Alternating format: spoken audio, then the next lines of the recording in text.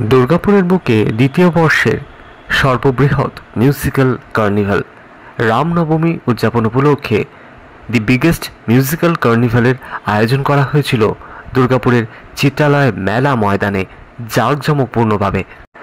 রাম, লক্ষ্মণ, সীতা এবং রাম ভক্ত হনুমানজির মূর্তি রাখা ছিল এই চিত্রালয় মেলা ময়দানে এই কর্মসূচির শুরু থেকেই, এবং সেখানেই রাম সেতু শিলা স্থাপনা করা ছিল, যা দেখতে দর্শকদের ভিড় উপচে পড়ে। দুর্গাপুরের চিত্রালয় মেলা ময়দান জুড়ে এদিন ছিল রামময় পরিবেশ। রামনবমীর আখাড়ায় অংশগ্রহণকারী বিভিন্ন সংগঠনগুলিকে এদিনের অনুষ্ঠান মঞ্চে পুরস্কৃত করা হয়। এর পাশাপাশি আয়োজন ছিল নানা সাংস্কৃতিক অনুষ্ঠানের সাথে লাইভ ডিজেরও, যা দেখতে দর্শকদের উৎসাহ উদ্দীপনা ছিল তুঙ্গে। মাঝে মাঝেই রাম ভক্তরা ধ্বজা হাতে জয় শ্রীরাম স্লোগানও তুললেন।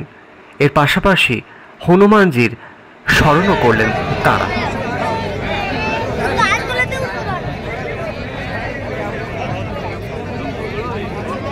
আমাদের মাননীয় বিধায়ক লক্ষ্মণদা, দেবাশিস রাম মহাশয় ও অভিতা মহাশয়কে সমর্থন।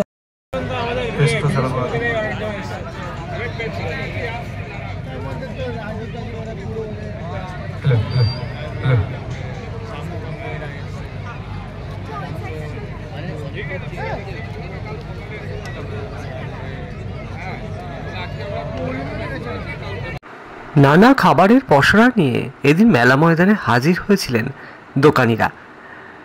ক্রেতাদের রসনা তৃপ্তিতে ব্যস্ত রইলেন তারাও একদম টানা রাত 10টা পর্যন্ত। এই উপলক্ষে মেলা ময়দানের একটি বিস্তীর্ণ অংশ আলোকসজ্জায় সাজিয়ে তোলা হয়েছিল। এছাড়া রং বেরঙের আলোকসজ্জায় সেজে উঠেছিল অনুষ্ঠান মঞ্চ, যা ছিল দর্শকদের আকর্ষণের কেন্দ্রবিন্দুতে। এদিনের এই অনুষ্ঠান রীতিমতো তাড়িয়ে তাড়িয়ে উপভোগ করলেন আগত দর্শকেরা। শুধুমাত্র শিল্পাঞ্চল দুর্গাপুর নয়, বিভিন্ন প্রান্তের মানুষজন ভিড় জমিয়েছিলেন এই মিউজিক কার্নিভাল উপভোগ করার জন্য। রামনবমীর উদযাপন উপলক্ষে দ্বিতীয় বর্ষের এই মিউজিক কার্নিভালে রীতিমতো শহর দুর্গাপুরের বাসিন্দারা ডুবে রইলেন এদিন।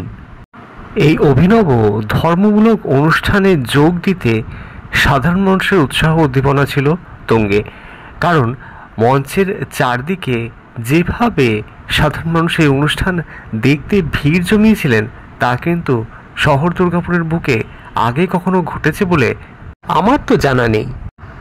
এদিন মঞ্চ চত্বরের দর্শক আসন ছিল কানায় কানায় পূর্ণ, যা অনুষ্ঠানের সার্থকতাকেই প্রমাণ করল।